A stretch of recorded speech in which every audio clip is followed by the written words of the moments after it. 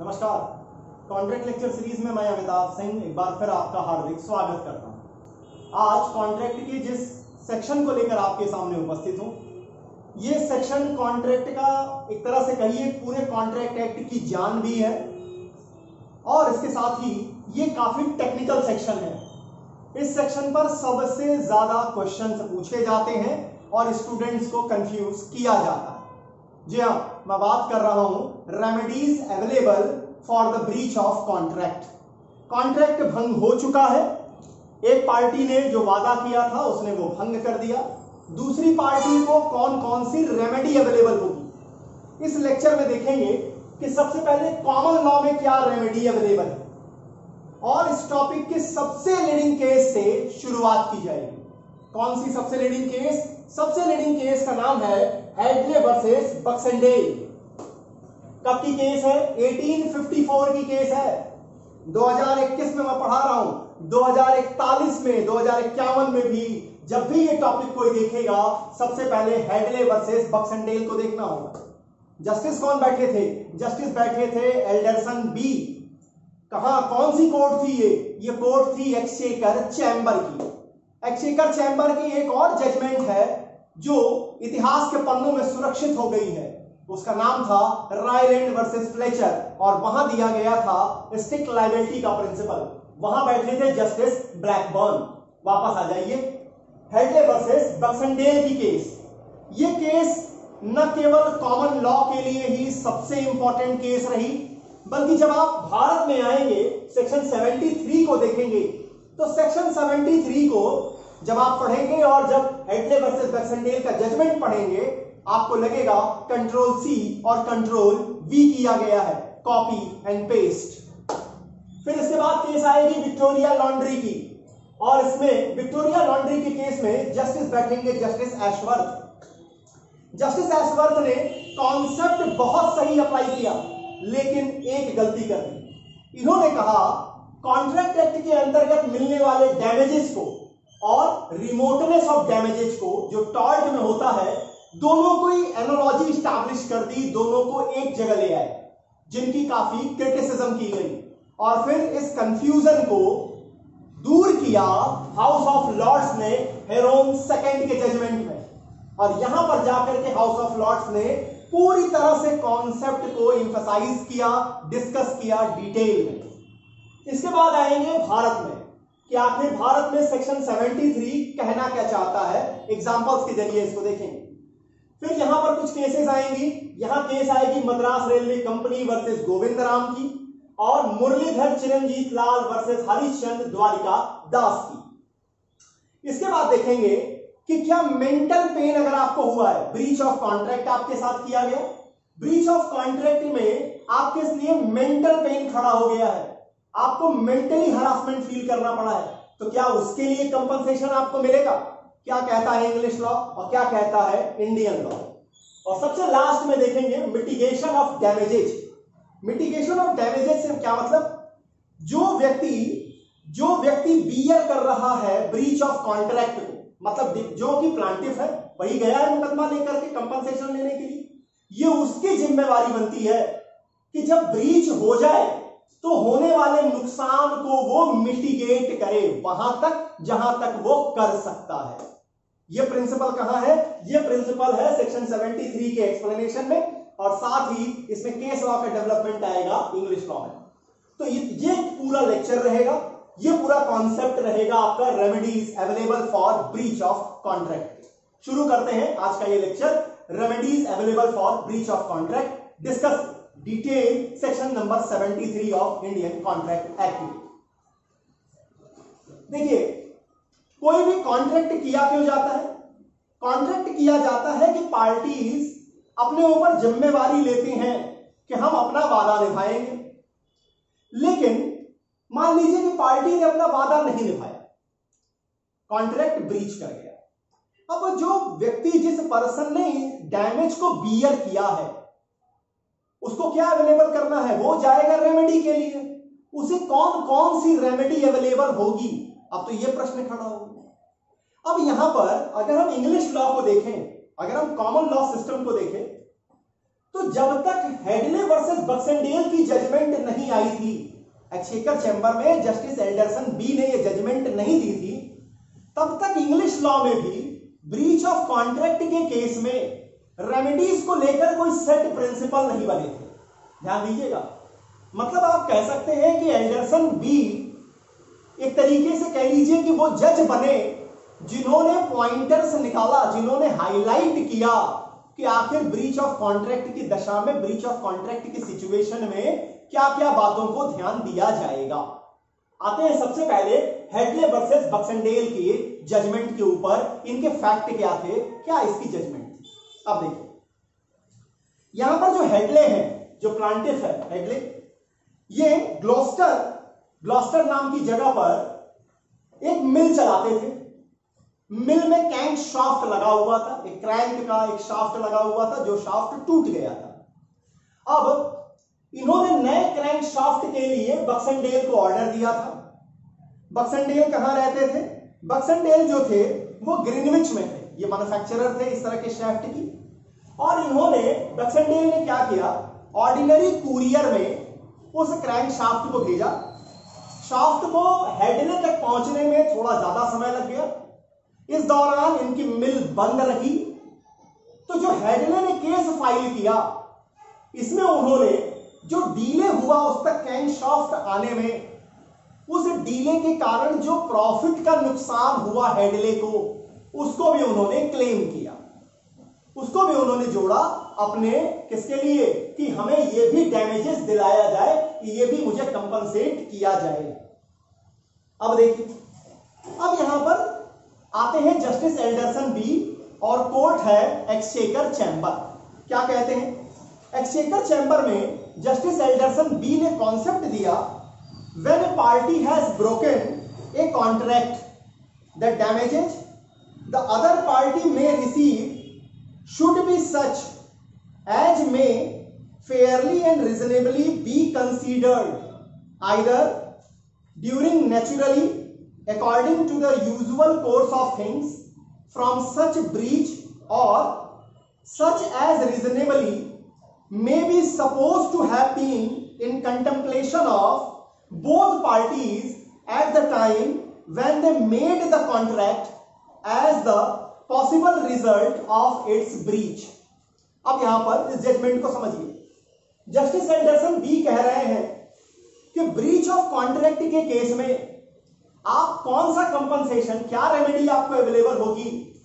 तो कहते हैं कि ब्रीच होने की दशा में जो नेचुरल और रीजनेबली आप कह सकते हैं, रीजनेबली आप जिस चीज को फोरसाइट कर सकते हैं, जिन डैमेजेज को, वो डैमेजेज आप क्लेम कर सकेंगे।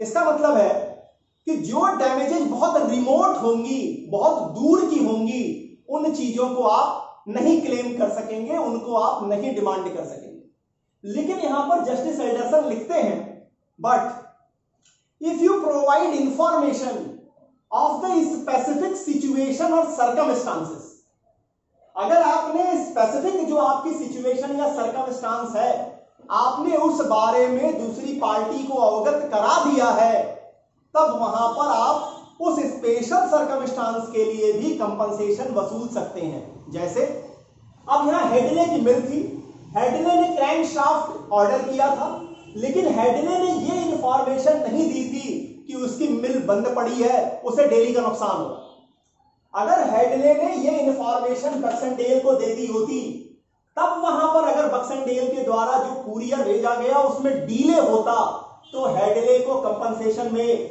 वो अमाउंट भी दिलाया जाता जो अमाउंट उसका पर डे का, उसे जो डैमेज हो रहा था प्रॉफिट का, वो भी चीज वहां पर क्लेम में खड़ी होती। ये सबसे पहली लीडिंग केस बनी हेडले वर्सेस बक्सनडेल। अब इस केस की मीनिंग क्या है? इस केस की मीनिंग ये, इसमें दो पॉइंटर्स इंपॉर्टेंट निकल के आते हैं कि आपको कंपनसेशन के रूप में क्या क्या मिलेगा। तो पहली चीज कहता है कि पहला कंपनसेशन मिलेगा जो ऐसे लॉसेस, ऐसी इंजरी जो नेचुरली एराइज हो, जिसे आप रीजनेबल तरीके से फोरसाइट कर सकें। और इसे कौन फोरसाइट करेगा? पार्टीज फोरसाइट करेंगी। कब ये देख सकती हैं? At the time of contract. या नंबर सेकंड, पहली चीज आपने क्या कही? पहली चीज आपने कही कि जो चीजें नेचुरल है और रीजनेबल है। जो लॉसेस जो है नेचुरल और रीजनेबल है, और दूसरी चीज है जहां पार्टीज क्या है, पार्टीज न्यू, पार्टी जानती है। जानती है का मतलब आप एक विशेष कारोबार कर रहे हैं, आप एक विशेष उद्देश्य के लिए ये कॉन्ट्रैक्ट कर रहे हैं, उस उद्देश्य के बारे में अगर मुझे जानकारी है और फिर भी मैंने कॉन्ट्रैक्ट को ब्रीच किया है, ऐसी सर्कमस्टांस में उस स्पेशल नॉलेज के लिए जो आपने मुझे दी है वहां पर मैं आपको कंपनसेट करने के लिए लायबल होऊंगा। अब यहां पर देखिए मॉडर्न कुछ जो राइटर्स हैं वो ये लिखते हैं कि ये एक ही कॉन्सेप्ट की दो ब्रांचेस हैं। पहली ब्रांच क्या है, पहली ब्रांच ये है कि जहां पार्टीज जो है at the time of contract ये समझती हैं, ये देख पाती हैं कि क्या क्या नेचुरल कॉन्सिक्वेंस होंगे, क्या क्या रीजनेबल डैमेज होंगे। दूसरी ओर कहता है जो दूसरी ब्रांच है कि अगर पार्टी ने आपको स्पेसिफिक इंफॉर्मेशन दे दी है, आपके पास स्पेशल नॉलेज है उस फैक्ट के बारे में, तो आप उस स्पेशल नॉलेज के कारण लायबल हो जाएंगे दिए गए इंफॉर्मेशन के आधार पर बढ़े हुए डैमेजेस को देने के। मतलब अब जैसे हेडले वाली केस में हेडले ने ये नहीं बताया था कि मिल बंद पड़ी हुई है, उसे पर डे का नुकसान होता है। अगर उन्होंने ये बता दिया होता तो वहां पर बक्सनडेल लायबल हो गए होते कंपनसेशन देने के लिए, डैमेजेस देने के लिए। आते हैं आगे। इसके बाद जो सेकंड केस आती है, सेकंड केस आती है Victoria laundry Windsor limited versus न्यूज़मैन इंडस्ट्रीज लिमिटेड की। अब विक्टोरिया लॉन्ड्री में क्या था आप समझ लीजिए, लॉन्ड्री है निश्चित है, इनको विक्टोरिया लॉन्ड्री को एक बॉयलर की जरूरत थी। विक्टोरिया लॉन्ड्री को एक बॉयलर की जरूरत थी। विक्टोरिया लॉन्ड्री अपने कारोबार का विस्तार करना चाहते थे या अपना कारोबार बढ़ाना चाहते थे। अब विक्टोरिया लॉन्ड्री वालों ने न्यूज़मैन इंडस्ट्रीज लिमिटेड के मालिक को, इसके इंजीनियर को, जिसके साथ कॉन्ट्रैक्ट हुआ, उनको साफ साफ बता दिया था, साफ साफ उनको स्पष्ट बता दिया था कि जो बॉयलर आप देंगे उस बॉयलर से हम क्या करेंगे, अपने बिजनेस को एक्सटेंड करेंगे, अपनी प्रॉफिट को बढ़ाएंगे। बॉयलर को देने का वादा 8 जून को किया गया था, लेकिन न्यूज़मैन वालों ने बॉयलर की सप्लाई नवंबर में जाके की। वादा जून का पूरा नवंबर में किया। अब यहां पर विक्टोरिया लॉन्ड्री ने क्या किया, एक तो ब्रीच ऑफ कॉन्ट्रैक्ट के लिए जो केस फाइल की उसमें पर डे का जो अमाउंट उनको जो नुकसान हो रहा था उस नुकसान को भी उन्होंने क्लेम किया, जिसे जस्टिस एशवर्थ ने उन्हें डिलीवर कराया और कहा कि इस बारे में अगर हेडले वर्सेस बक्सनडेल की केस को देखिए तो वहां यही बात थी कि अगर स्पेशल पॉइंटर की जानकारी, स्पेशल सर्कमस्टांस की जानकारी डिफेंडेंट को है तो डिफेंडेंट लायबल होंगे।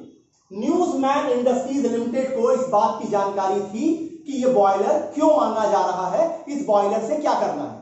ऐसे सर्कमस्टांस में यहां जस्टिस एशवर्थ ने लायबिलिटी इंपोज की, लेकिन जस्टिस एशवर्थ ने यहां एक मिस्टेक कर दी। क्या की उन्होंने गलती, ये समझिए। जस्टिस एशवर्थ ने recast the principle of remoteness of damage expressed in term of reasonable foresightness, मतलब इन्होंने जो डैमेजेस को लगाने की बात की उसमें रीजनेबल फोरसाइटनेस का कॉन्सेप्ट ले आए।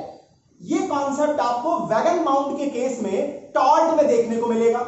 जब आप रिमोटनेस ऑफ डैमेज चैप्टर पढ़ेंगे तो वहां सबसे लीडिंग केस आएगी wagon mount case. Wagon mount case में रीजनेबल फोरसाइटनेस का प्रिंसिपल लागू किया गया था। उस प्रिंसिपल को लेके चले आते हैं जस्टिस एशवर्थ विक्टोरिया लॉन्ड्री के केस में। अब चूंकि ये कॉन्ट्रैक्ट का मैटर था, आप इसमें क्या कर रहे थे, कॉन्ट्रैक्ट में आप जानते हैं कि लिक्विडेटेड कंपनसेशन की बात होती है, लिक्विडेटेड डैमेजेस दिया जाता है। टॉर्ट में वहीं हम अनलिक्विडेटेड डैमेजेस की बात करते हैं, फिक्स नहीं होता है कि कितना डैमेज दिया जाएगा। यहां पार्टीज दिखाई देती हैं प्लांटी फॉर डिफेंडेंट, टॉर्ट पूरी दुनिया के खिलाफ मिलने वाला राइट है। ऐसे सिचुएशन में जस्टिस एशवर्थ के इस जजमेंट की क्रिटिसिज्म शुरू हो गई। जजमेंट बिल्कुल सही था, हेडले वर्सेस बक्सनडेल में जो कहा गया था उसको अप्लाई किया गया था, कॉन्सेप्चुअली कहीं गलती नहीं थी न्यूज़मैन वाले केस में, विक्टोरिया लॉन्ड्री के केस में। लेकिन जस्टिस एशवर्थ ने गलती कर दी थी रिमोटनेस ऑफ डैमेज चैप्टर से रीजनेबल फोरसाइटनेस का प्रिंसिपल जो वैगन माउंट में दिया हुआ था उसको लाने की, उसको इंपोर्ट करने की। अब इस कंफ्यूजन को पूरी तरह से दूर किया हाउस ऑफ लॉर्ड्स ने। हाउस ऑफ लॉर्ड्स ने समझाया कि कॉन्ट्रैक्ट में मिलने वाले डैमेजेस और टॉर्ट में मिलने वाले डैमेजेस में क्या डिफरेंस है, दोनों के बीच में अंतर क्या है। इस बात को डिस्कस किया हाउस ऑफ लॉर्ड्स ने हेरन सेकंड क्यूफोस वर्सेस सी कैंजीकॉन लिमिटेड के केस में। यहां क्या हुआ था इस केस में भी समझिए। यहां पर हाउस ऑफ लॉर्ड ने कहा the real question is not whether the damages should have been foreseen by the defendant but whether its probability should have reasonable known to the parties at the time of contract। यहां पर house of lord ने कहा कि जो damages का main ground है, कि जो नुकसान होने वाला है, यहां यह आधार नहीं है कि क्या डिफेंडेंट को उस समय यह जानकारी थी कि यह नुकसान हो सकता है, बल्कि आधार यह है कि क्या उस नुकसान के बारे में पार्टीज जो हैं, जो पार्टीज कौन, उस कॉन्ट्रैक्ट की जो दोनों पार्टीज हैं, उन दोनों पार्टीज को उस नुकसान की प्रोबेबिलिटी का अंदेशा था। अगर अंदेशा उन पार्टीज को था तो उस आधार पर हम डैमेजेस को फिक्स करते हैं। House of Lords stated that there is a difference between damages prescribe under tort और and on the other hand damages provided in contract. उन्होंने क्या कहा इसको देखिए। यहां पर उन्होंने कहा here the tort and contract are differ. A tort feasor is liable for any damage which should have been foreseen by a reasonable man। Tort की केस में जो डैमेजेस दिया जाता है उसका आधार यह होता है कि रिजनेबल मैन क्या फोरसाइट करेगा। रिजनेबल मैन मतलब उस सोसाइटी के रिजनेबल मैन की बात हो रही है जहां ये एक टॉर्ट कमिट हुआ है। लेकिन जब हम कॉन्ट्रैक्ट की बात करते हैं तो कॉन्ट्रैक्ट में हम समाज के युक्ति युक्त आदमी रिजनेबल मैन को नहीं लाते हैं, हम यहां लेकर आते हैं पार्टीज ऑफ द कॉन्ट्रैक्ट को। और वो भी कौन सा समय इंपॉर्टेंट है, ब्रीच का समय इंपॉर्टेंट नहीं है, इंपॉर्टेंट है जिस समय कॉन्ट्रैक्ट किया गया है वो समय इंपॉर्टेंट है कि क्या पार्टीज ऑफ द कॉन्ट्रैक्ट को जो डैमेज आज दिखाई दे रहा है इसकी प्रोबेबिलिटी उस समय थी जिस समय उन्होंने कॉन्ट्रैक्ट किया था। पहला तो ये अंतर इन्होंने बताया। इसके बाद ये कहते हैं The party to whom answerable, a tort feasor is liable for any damage which should have been foreseen by a reasonable man. Intention of parties is irrelevant in the matter of tort। tort के matter में जो parties का intention होता है वो irrelevant होता है। The party to whom answerable would generally be a stranger। और tort के केस में आपकी लाइबिलिटी जिस आदमी के लिए फिक्स हो रही होती है वो आपके लिए सामान्यतः स्ट्रेंजर होता है, अननोन होता है। But in contract it is only fair the assessment of damages should depend on the assumed common knowledge and contemplation of the parties of contract who deals with each other at the time of making the contract. यहां house of Lord's ने स्पष्ट तरीके से यह कह दिया Heron second के case में कि यहां जो हमारा बेसिक जो अंतर है, देखिए हाउस ऑफ लॉर्ड्स को क्या डील करना था जस्टिस एशवर्थ ने जो विक्टोरिया लॉन्ड्री के केस में एक रिमोटनेस ऑफ डैमेज के कॉन्सेप्ट को इंपोर्ट करके लाए थे उसको क्लियर करना था कि वहां बाय मिस्टेक वो आ गए हैं। असल मतलब क्या है इसको हेरोन सेकंड के केस में डिस्कस किया गया। हेरोन सेकंड में वैसे हुआ क्या था ये भी जान लीजिए, ये भी जानना बहुत इंपॉर्टेंट है। हेरोन सेकंड में यहां पर हेरोन सेकंड जो नाम है ये एक जहाज का नाम है। इस जहाज को इस्तेमाल किया गया था वॉयज करने के लिए, मतलब उसमें कुछ सामान लाद करके पहुंचाना था। उस सामान को पहुंचने में 9 दिन की देरी हो जाती है। इस 9 दिन की देरी में जो चीनी उसके ऊपर लादी गई थी उसका रेट गिर गया। अब जब रेट गिर गया तो इनसे कंपनसेशन क्लेम किया गया कि आपने पहुंचाने में देर किया है, आपको इस बात की जानकारी थी, आप ये समझते थे कि जब आप वॉयज कर रहे हैं, जब आपकी शिप ली जा रही है तो कोई अर्जेंट चीजों के लिए ली जा रही है, आप कंपनसेशन देने के लिए लायबल होंगे। हाउस ऑफ लॉर्ड्स ने कहा यहां पर जो मालिक हैं, जो हेरोन सेकंड क्यूफोस के जो मालिक हैं, उन्होंने कहा कि हमें कोई स्पेशल हमें नहीं बताया गया था सर्कमस्टांस के बारे में, इसलिए हेडले वर्सेस बक्सनडेल के आधार पर हम जिम्मेवार नहीं। हाउस ऑफ लॉर्ड्स ने कहा कि जहां जो चीज बता दी गई वो ठीक है, वो हेडले वर्सेस बक्सनडेल में तो सीधे सीधे कह दिया जो बता दी उसके लिए तो आप लायबल हैं। लेकिन आप उन सभी चीजों के लिए लायबल हैं जिन्हें कॉन्ट्रैक्ट करते समय आप दोनों आदमी उसकी प्रोबेबिलिटी को देख सकते थे। अब जब आप शिप किराए पर दे रहे हैं तो निश्चित है सामान से लादने के लिए जो शिप दी जा रही है उसका समय पर पहुंचना इंपॉर्टेंट है, इतना तो आप भी समझेंगे। और आपको भी ये पता है कि अगर ये शिप समय पर नहीं पहुंची तो दूसरी पार्टी को क्या होगा, इंजरी कॉज होगी, उसे डैमेज होगा। इस सिचुएशन में हाउस ऑफ लॉर्ड्स ने यहां हेरोन सेकंड क्यूफॉस के केस में उन्हें कंपनसेशन दिलाया। जो 9 दिन की देरी हुई थी उसके कारण जो लॉसेस हुए थे उसको भी उन्होंने कंपनसेशन में क्लेम कराया, उसे जोड़ दिया। अब आइए साहब, अब एक चीज समझिएगा, ब्रीच ऑफ कॉन्ट्रैक्ट के केस में जो हम कंपनसेशन देते हैं, जो डैमेजेस देते हैं, इसका उद्देश्य क्या है? इसका उद्देश्य होता है कि जो प्लांटिफ है, जिसने इंजरी बियर की है, जिसने डैमेज लॉस को बियर किया है, उसे कंपनसेट करना। अब मान लीजिए कि ए ने बी के साथ कुर्सी को खरीदने और बेचने का कॉन्ट्रैक्ट किया। ए ने कहा कि वो 1000 कुर्सियां 100 रुपए के रेट से 10 अगस्त 2021 को बी को डिलीवर करेगा। 1000 कुर्सियां, 1000 चेयर ए जो है वो डिलीवर करेगा at the rate 100 rupees B को। क्या तारीख को? 10 अगस्त 2021। अब ए क्या करता है? ए कुर्सी की सप्लाई नहीं करता, यहां पर डिफॉल्ट कर देता है। अब बी ने क्या किया? बी ने मार्केट से चेयर खरीदी 1200 रुपए के हिसाब से।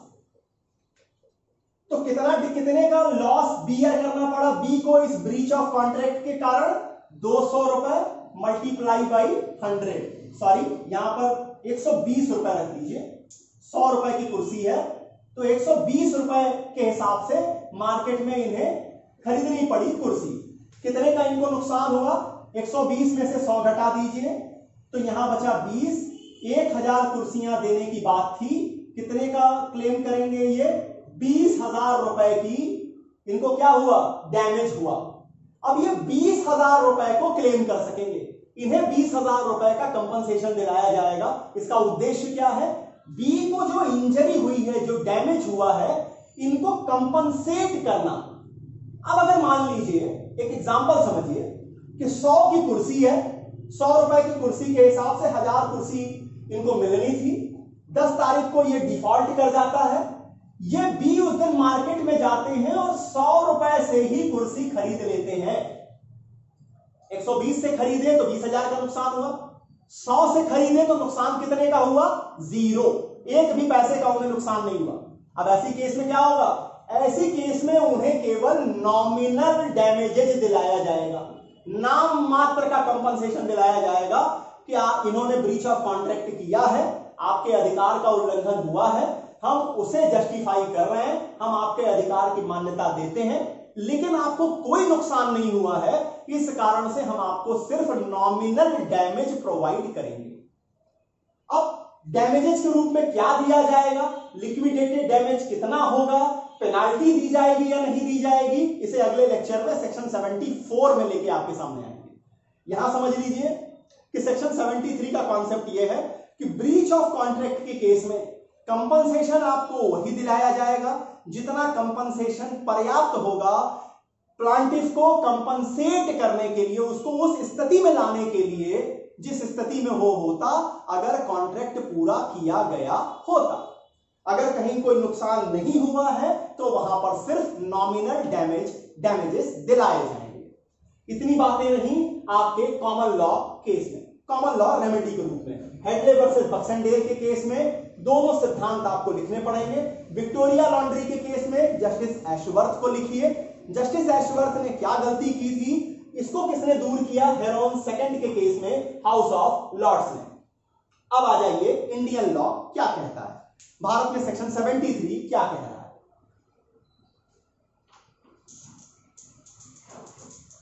सेक्शन 73 का पहले देखिए बेयर क्या कहता है, इसके बाद आते हैं कि केस लॉ क्या कहता है।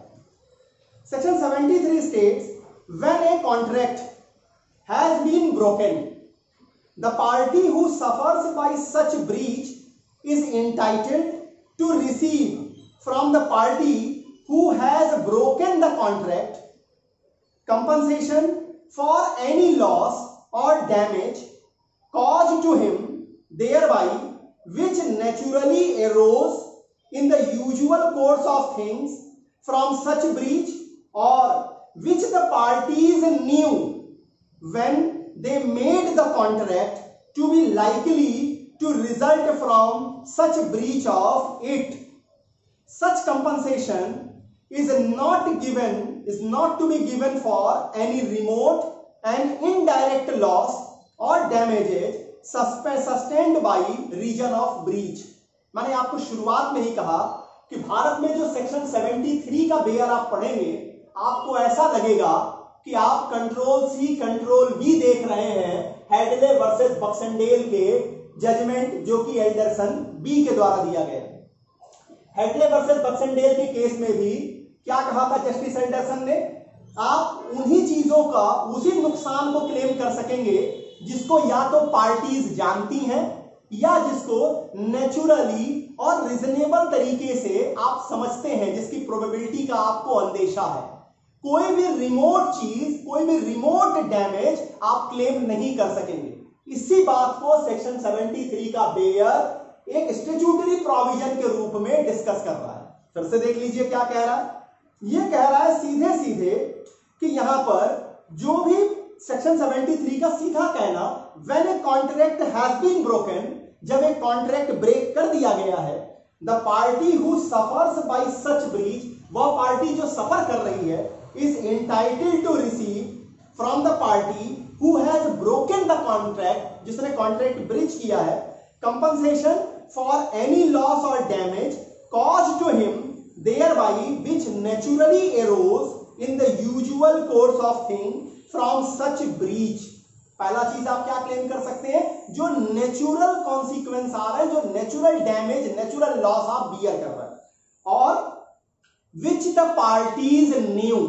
विच द पार्टीज न्यू का मतलब अगर कोई स्पेशल सिचुएशन है, स्पेशल सर्कमस्टांस है, जिसे जस्टिस एल्डरसन कह रहे थे कि अगर आपको जानकारी है स्पेशल कारण की, स्पेशल सर्कमस्टांस की, तो वो कंपनसेशन, उस लॉस के लिए भी आपको कंपनसेशन देना पड़ेगा। सेक्शन 73 में आगे और उस जजमेंट को फॉलो किया गया और कहा गया कि जो रिमोट चीजें आएंगी उनको आप नहीं डिमांड करेंगे, उनको आप नहीं क्लेम कर सकेंगे डैमेजेज के रूप में। अब यहां पर केसेस कौन सी आती हैं, Madras railway company versus Govind Ram की केस आती है। इस केस में क्या हुआ था, गोविंद राम के केस में एक टेलर रहता है, एक दर्जी रहता है, वो क्या करता है, अपनी सिलाई की मशीन और कपड़े दोनों जो है वो रेलवे को देता है एक विशेष जगह पर पहुंचाने के लिए। उस विशेष जगह पर एक फेस्टिवल का आयोजन रहता है। अब रेलवे क्या करती है, रेलवे को इस बारे में कुछ जानकारी नहीं दी गई थी कि आखिर उस जगह पे क्यों जा रहे हैं, क्या करना चाहते हैं, इस बारे में कोई जानकारी रेलवे को नहीं दी थी। अब यहां पर Madras railway company versus Govind Ram के केस में हुआ क्या कि रेलवे डिफॉल्ट कर गई। जब वो फेस्टिवल पूरी तरह समाप्त हो गया, तब इस टेलर बेचारे का वो सिलाई की मशीन, वो कपड़े उस जगह पे पहुंचाए गए। अब टेलर ने क्या किया, उस फेस्टिवल में जितना उसे फायदा होता, अगर वो काम करता, जितना उसे मुनाफा मिलता, जो उसकी कमाई होती, उन सारी चीजों को उसने सेक्शन 73 में कंपनसेशन के रूप में क्लेम किया। अब यहां पर हेडले वर्सेस बक्सनडेल के जजमेंट को लागू कर दीजिए। क्या इस बात की जानकारी रेलवे को दी गई थी कि उसे जो सामान दिया जा रहा है उसका क्या इस्तेमाल किया जाना है? वहां एक फेस्टिवल है जहां पर ये इस तरीके के अपने दर्जी जो स्किल है उसका वो यूज करेंगे और वहां से पैसा कमाएंगे? आंसर है नहीं। अब आप खुद जानते हैं कि यहां पर आखिर सुप्रीम कोर्ट ने क्या कहा होगा। सुप्रीम कोर्ट ने इनको कंपनसेशन नहीं दिलाया। कौन सा कंपनसेशन नहीं दिलाया? जो इन्होंने उस मेले में, उस फेस्टिवल में जो कमाई के इनके अवसर का नुकसान हुआ, जितनी कमाई का नुकसान हुआ, वो कंपनसेशन के रूप में नहीं दिलाया। कहा ये रिमोट है, इस बारे में कोई भी जानकारी रेलवे कंपनी को नहीं थी, इसलिए हम ये आदेश नहीं करेंगे। अगली केस देख लीजिए, मुरलीधर चिरंजीत लाल वर्सेस हरीश चंद्र द्वारिका दास की केस है। इस केस में क्या हुआ था? ये केस के फैक्ट इंटरेस्टिंग है। इस केस में आप सुनेंगे तो कहेंगे कि क्या केस बनाई गई थी। केस ये थी कि कैनवास खरीदा जा रहा था, कैनवास खरीदा जा रहा था और कैनवास को दिया गया था एक जगह से दूसरी जगह पहुंचाने के लिए। जिस आदमी से कैनवास खरीदा गया था उसे यह सप्लाई कानपुर में करनी थी, डिलीवर उसे कानपुर में करना था, लेकिन उसे जो पहुंचाना था माल को वो कलकत्ता तक पहुंचाना था। अब हुआ वही कि यहां पर भी डिले किया गया, माल जो है वो कलकत्ता में देर से पहुंचा। अब जब कलकत्ता में देर से पहुंचा तो जिस पार्टी ने माल खरीदा था वो उसे वहां बेचने के पर्पज से खरीदा था, उसके रेट गिर गए इन बिटवीन, उसको हो गया लॉस। अब जब लॉस हो गया उसको, जब यहां माल नहीं डिलीवर हो पाया समय पर, तो मुरलीधर चिरंजीत लाल जी ने क्या किया, इन्होंने कलकत्ता के रेट में, कलकत्ता में जो इनको नुकसान हुआ उसको उन्होंने क्लेम किया कि हमें यह दिलाया जाए सेक्शन 73 में डैमेजेस के रूप में। कोर्ट ने कहा कि आपने कॉन्ट्रैक्ट कहां किया, कॉन्ट्रैक्ट आपका हुआ कहां, कॉन्ट्रैक्ट हुआ कानपुर में। तो कानपुर के हिसाब में, कानपुर में अगर कोई चेंजेस आए हैं आप उस आधार पर तो कंपनसेशन क्लेम कर सकते हैं, डैमेजेस क्लेम कर सकते हैं। आपने क्या पार्टी को बताया था कि आप कलकत्ता में इस माल का क्या करने वाले हैं, आप उसको रीसेल करने वाले हैं, आप ये स्पेसिफिक जानकारी क्या आपने दी थी? आंसर है नहीं दी थी। तो जब आपने स्पेसिफिक जानकारी नहीं दी थी तो वो स्पेशल कंपनसेशन आप नहीं ले सकते हैं। हाँ, कानपुर के रेट्स में जो फ्लक्चुएशन आई है उसके आधार पर जो डैमेजेज है वो हम आपको दिलाएंगे, लेकिन कलकत्ता के रेट्स के अंतर के हिसाब पे हम डैमेजेज नहीं अवॉर्ड करेंगे। ये जजमेंट आई हरिश्चंद्र द्वारिका दास के केस में 1962 सुप्रीम कोर्ट। अब आ जाइए साहब, अब आते हैं उस सेक्शन पर, damages for mental pen.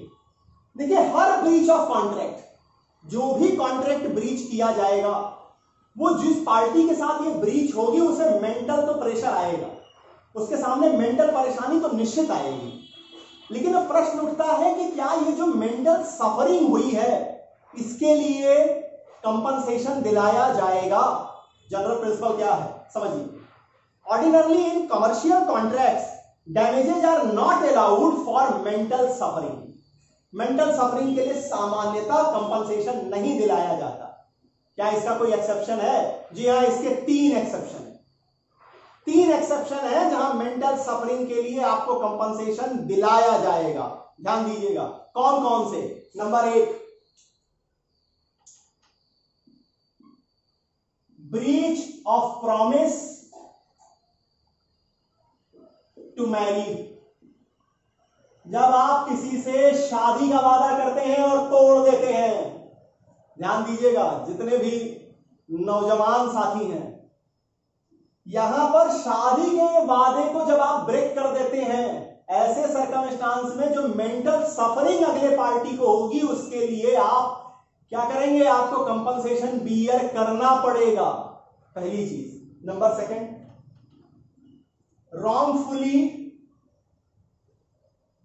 Wrongful,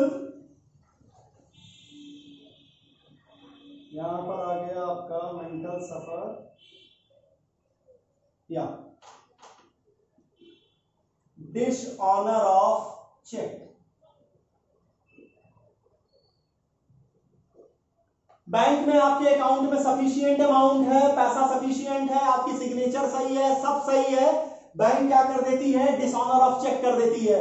आपकी साख को क्या लगेगा? धक्का लगेगा, आपकी रेस्पेक्ट को धक्का लगेगा, मेंटल सफरिंग होगी। ऐसी मेंटल सफरिंग को कंपनसेट किया जाएगा।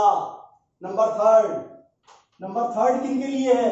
नंबर 3 बिल्डर्स के लिए है कि अगर बिल्डर्स जो है, vendor of real estate falling to make title, जब वो वादा करते हैं कि इतने दिन में घर बना के दे देंगे, 5 साल में दे देंगे, 3 साल में दे देंगे, 7 साल में दे देंगे, और 20 साल तक लगाए रहते हैं। सामान्यतः बिल्डरों की यही आदत है। तो ऐसे बिल्डर जहां पर फॉल्ट करते हैं, जहां वो फेल होते हैं टाइटल को देने में, ऐसे सर्कमस्टांस में कहां पर बिल्डर्स फेल्योर, किस केस में? इन प्रोवाइडिंग टाइटल ऐसी सर्कमस्टांस में ये तीन सिचुएशन ऐसी होंगी जहां मेंटल सफरिंग, मेंटल जो आप प्रेशर बियर करेंगे उसके लिए कंपनसेशन दिलाया जाएगा।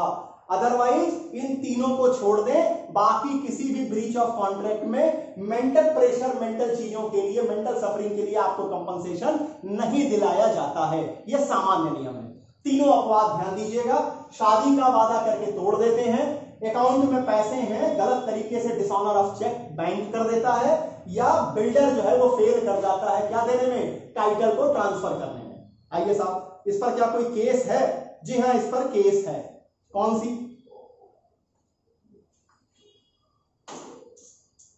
मेंटल प्रेशर वाले इसमें आप केस लिखेंगे Hobbs versus HOBBS versus LNSW railway. 1875 की केस है। हुआ क्या था यहां पर एक आदमी, उसकी फैमिली, उसके बच्चे को रेलवे ने क्या किया, गलत जगह उतार दिया। जहां उसे उतरना था, जहां उसे पहुंचना था, उसे गलत जगह उतार दिया और वहां से उसे मीलों, ठंडी रात में, ठंडी बर्फ भरी रात में मीलों पैदल चल के अपने घर जाना पड़ा। तो ये जो मेंटल सफरिंग यहां पर हुई थी, इस मेंटल सफरिंग को कंपनसेशन दिलाया गया, डैमेजेस अलाउ किए गए। दूसरी केस आती है in case of Bailey versus bullock.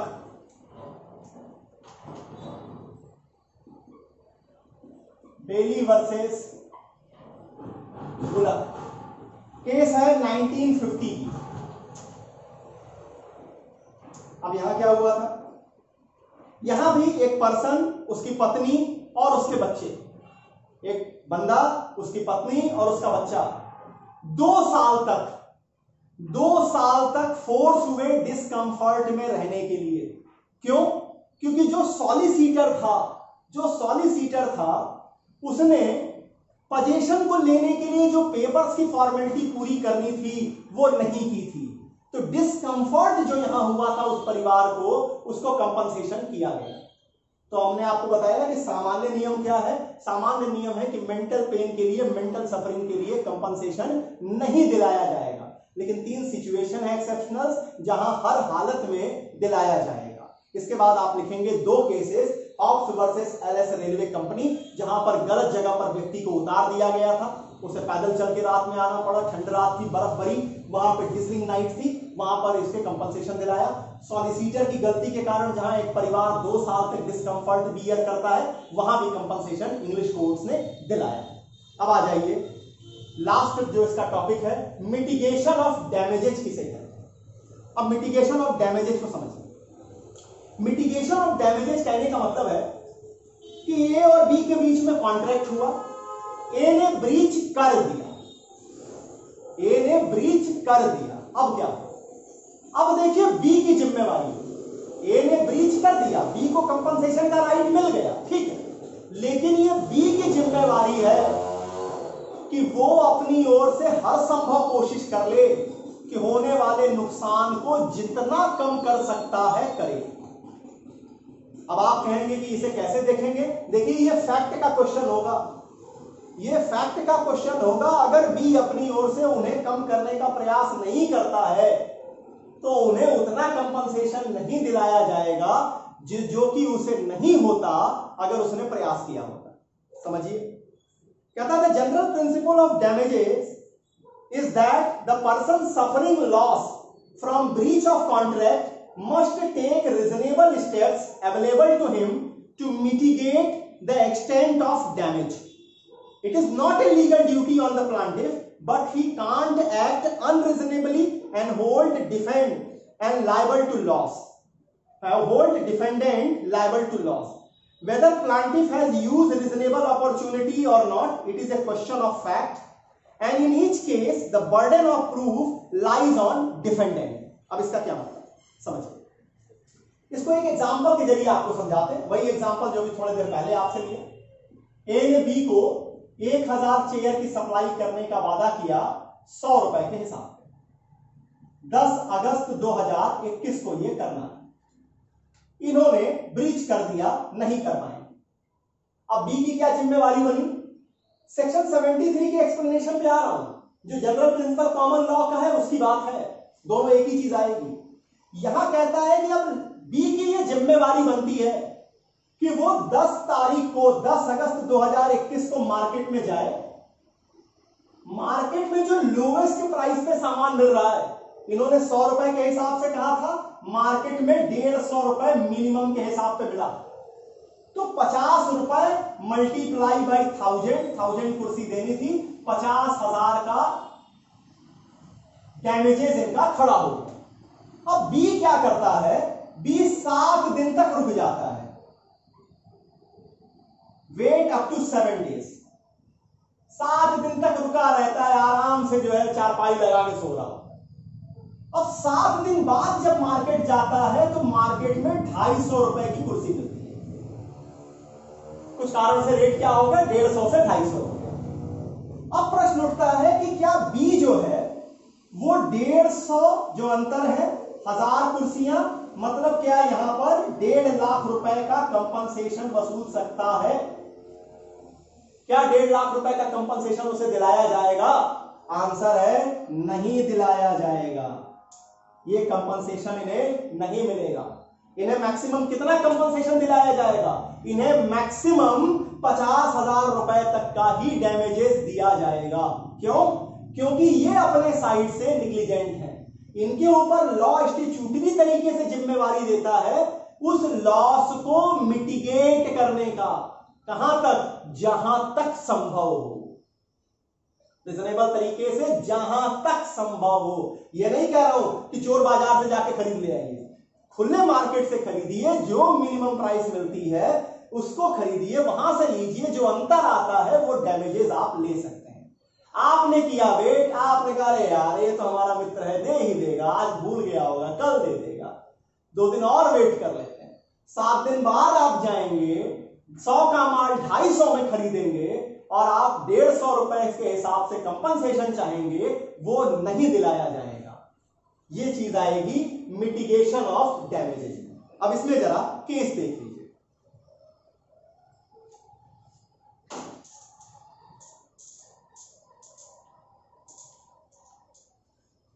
Mitigation में जो केस है वो है British Westinghouse electric, British Westinghouse electric and manufacturing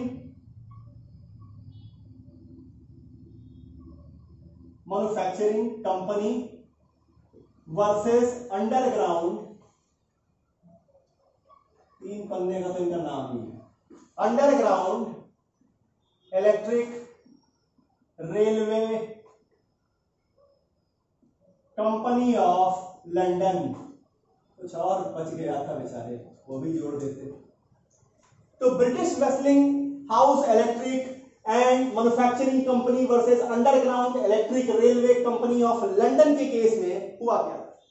यहां पर ये ऑर्डर किया गया, ये डिसाइड किया गया कि the first principle of compensation for any pecuniary loss naturally flowing from the breach is qualified by a second principle.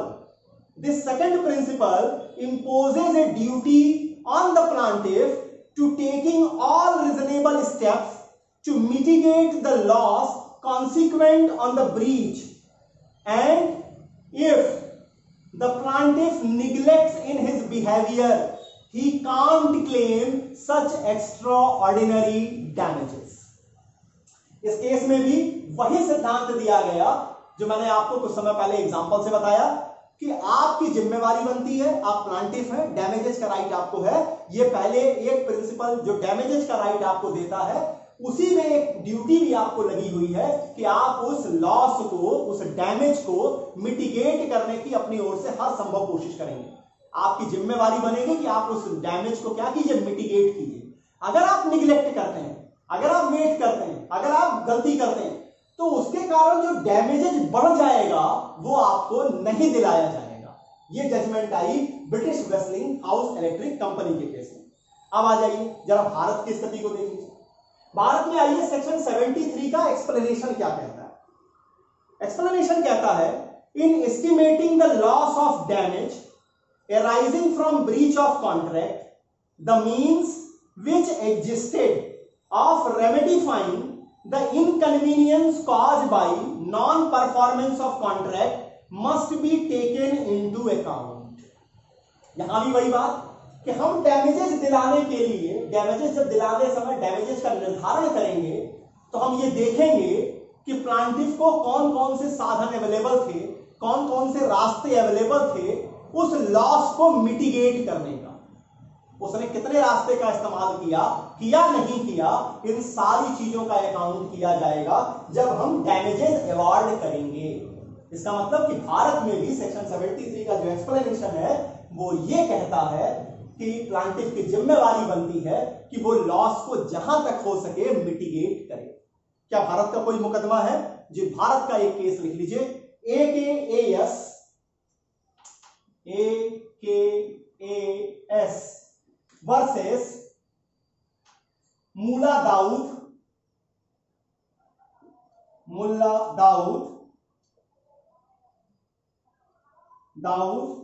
Sons and company 1916 Privy Council. अब यहां पर हुआ क्या था, यहां पर शेयर खरीदने बेचने का कॉन्ट्रैक्ट था। एक व्यक्ति मतलब AKAS ने, कह लीजिए एक व्यक्ति ने दूसरे व्यक्ति को 23,500 शेयर बेचने की बात की, डिलीवर करने की बात की, और ये जो डिलीवरी करनी थी वो 30 दिसंबर 1911 को करनी थी। 30 दिसंबर 1911 को ये 23,500 शेयर से डिलीवर करने थे। कितने तारीख को? 30 दिसंबर, 30 दिसंबर 1911। अब क्या हुआ, उस दिन डिलीवरी देने से, उस दिन उसको शेयर देने से मना कर दिया गया, मतलब उसने ब्रीच कर दिया। अगर सेम डे पर उसने मार्केट से शेयर उठा लिया होता जिस कंपनी के शेयर देने की बात थी, तो वहां पर जो उसे लॉस होता, मान लीजिए जो उसने डिलीवरी मांगी गई थी वो डिलीवरी की नहीं गई, अगर वो उस चीज को मार्केट में जाके सेल करता, उन शेयर्स को डिलीवर करता, तो जो मार्केट में डिलीवर करता जो उसे नुकसान होता, वो जो नुकसान होता वो मान लीजिए यहां पर आया कि टोटल मान लीजिए 75,000 का नुकसान होता। इस बंदे ने क्या किया, इस बंदे ने फरवरी में जाकर के उस शेयर को सेल किया। अब जब फरवरी में सेल किया तो क्या हुआ, उस समय मार्केट रेट और गिर गए, उसका नुकसान बढ़ गया। अब जब उसका नुकसान बढ़ गया तो उसने बढ़े हुए नुकसान को क्लेम किया कि आप मुझे कंपनसेट कीजिए। अब आंसर क्या आएगा, सेक्शन 73 का एक्सप्लेनेशन लगा दीजिए कि जब 30 दिसंबर 1911 को ही कह दिया गया कि वो नहीं ले रहे हैं, शेयर नहीं खरीद रहे हैं, तब आपको क्या करना था, आप मार्केट में इमीडिएट उस शेयरों को बेचते, जो नुकसान होता वो बियर करते। आपने 2 महीने तक वेट किया। अब 2 महीने तक वेट करने के कारण जो एक्स्ट्रा नुकसान आपको हो रहा है वो एक्स्ट्रा नुकसान डिफेंडेंट बियर नहीं करेगा, ऐसा कोर्ट ने निर्धारित किया सेक्शन 73 के एक्सप्लेनेशन के कारण। इतनी बातें नहीं, सेक्शन 73 में डिस्कस किए गए कि क्या क्या रेमेडीज अवेलेबल है ब्रीच ऑफ कॉन्ट्रैक्ट में। अब एक समरी अगर आपके सामने रखें तो समरी इसकी ये आएगी कि अगर आपसे ये क्वेश्चन पूछा जाए सेक्शन 73 पर तो आप क्या क्या हाईलाइट करेंगे। सबसे ज्यादा फोकस रखिएगा कि जब आप इंग्लिश लॉ को डिस्कस करेंगे तो हेडले वर्सेस बक्सेंडेल को डिस्कस करेंगे, इसके फैक्ट डिस्कस करेंगे और एल्डरसन बी का जजमेंट बताइएगा। जजमेंट में क्या निकल के आएगा कि अगर पार्टीज को जानकारी है स्पेशल सिचुएशन सर्कमस्टांस की, वहां पर कंपनसेशन के लिए पार्टी लायबल होगी। जो चीजें नेचुरली एरोज होंगी, जो लॉस नेचुरली एरोज होगा उसके लिए पार्टी लायबल होगी, लेकिन जो रिमोट होगा उसके लिए डिफेंडेंट लायबल नहीं होगा। अब आइए, इसके बाद आप विक्टोरिया लॉन्ड्री की केस देखेंगे। जहां जस्टिस ऐशवर्थ का डिसीजन सही था। हेडले वर्सेस बक्सेंडेल की जजमेंट को जस्टिस ऐशवर्थ ने सही लागू किया था। यहां पर न्यूज़मैन को स्पेशल जानकारी थी, उन्हें कंपनसेशन देना पड़ा। लेकिन जो कॉन्सेप्ट उन्होंने डिस्कस किया था रिमोटनेस ऑफ डैमेज से जो इंपोर्ट करके लाए थे वो गलत था। इसको सुधारा हाउस ऑफ लॉर्ड्स ने हेरॉन सेकंड के केस में। यहां कंपनसेशन दिलाया। यहां बल्कि एक नई चीज इन्होंने जोड़ दी, कहा कि जिन चीजों के बारे जिन लॉसेस की प्रोबेबिलिटी आप देख सकती है पार्टीज किस समय, at the time of making the contract. अब अगर इंटरव्यू बोर्ड आपसे पूछे कि डैमेजेस जो कॉन्ट्रैक्ट में है और जो टॉर्ट में है दोनों में डिफरेंस कीजिए, वहां पर इस केस को हमेशा याद रखिएगा, इसका सहारा आपको लेना पड़ेगा, हेरॉन सेकंड क्यूफॉस की केस। यहां कहा गया कि कॉन्ट्रैक्ट के केस में पार्टीज को देखना है, प्रोबेबिलिटी पार्टी को पता होनी चाहिए किस तारीख को, at the making the contract. Tort के केस में हम जानते ही नहीं हम किसके लिए लायबल हो रहे हैं। यहां पर रीजनेबल मैन टेस्ट नहीं लागू होगा, यहां पार्टी मैन टेस्ट लागू होगा। जो पार्टीज है उनकी बात हो रही है। टॉर्ट के केस में रीजनेबल मैन टेस्ट लागू होता है, यह अंतर है। अब आइए, जब इंडियन लॉ में आते हैं आपको सेक्शन 73 डिस्कस करना होगा, जो कि फिर एक बार कंट्रोल सी कंट्रोल वी आपको नजर आएगा हेडले वर्सेस बक्सेंडेल का। इसमें दो केसेस आप डील कर दीजिए। मद्रास रेलवे कंपनी गोविंद राम की, टेलर साहब थे, बताए नहीं थे, मेले में जा रहे हैं, फेस्टिवल में जा रहे हैं, नुकसान उठाए, नहीं दिलाया गया। इसके बाद हरिश्चंद्र वाली केस में आ जाइए। यहां पर क्या हुआ था, यहां पर भी जो स्पेशल चीज थी, कानपुर में डिलीवरी लेनी थी, कानपुर से लेकर के कलकत्ता पहुंचानी थी, कलकत्ता में जाके ये खरीदते बेचते, इस बारे में जानकारी नहीं दी गई थी, वहां पर भी नहीं दिलाया गया इन्हें वो स्पेशल डैमेजेस, या कह लीजिए कि जो इनका लॉस हुआ वो नहीं दिलाया गया। अब नेक्स्ट पॉइंट आप डील करेंगे मेंटल पेन के लिए, मेंटल सफरिंग के लिए कब दिलाया जाएगा, कब नहीं दिलाया जाएगा। सामान्यतः नहीं दिलाया जाएगा। 3 सिचुएशंस ऐसी हैं जहां दिलाया जाएगा कंपनसेशन। जब आप शादी का वादा करके ब्रीच कर देते हैं, जब बैंक में पैसे होने के बाद भी बैंक गलत तरीके से डिसऑनर ऑफ चेक आपका कर देता है, और जब बिल्डर टाइटल ट्रांसफर करने में डिफॉल्ट कर जाता है। ये 3 सिचुएशंस होंगी जहां मेंटल बियरिंग के लिए, मेंटल सफरिंग के लिए कंपनसेशन दिलाया जाएगा। और लास्ट में डिस्कस कीजिएगा मिटिगेशन ऑफ डैमेजेस, मतलब प्लांटिफ को राइट बनता है कंपनसेशन लेने का, लेकिन वही उसकी जिम्मेवारी भी बनती है कि होने वाले लॉस को जहां तक हो सके कम करें। इसमें 2 केसेस आप लिखेंगे, ब्रिटिश वेस्टिंग की कंपनी की केस लिखेंगे और भारत में AKAS वर्सेस मुल्ला दाऊद की केस लिखेंगे। ये शेयर से रिलेटेड है और ये केस में फैक्ट डिस्कस किया गया था कि किस तरीके से क्या जिम्मेवारी निकल के आएगी। इतनी बातें रही remedies available for breach of contract. अगले लेक्चर में जो इसमें सेक्शन 74 से रिलेटेड होगा, वहां लेकर आएंगे डनलप न्यूमेटिक टायर कंपनी की केस। ये सबसे लीडिंग केस होगी सेक्शन 74 में।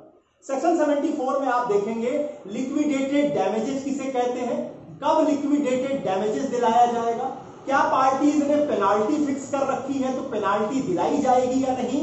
इंग्लिश लॉ में, भारत की लॉ में सारी कहानी लेकर आपके सामने आऊंगा।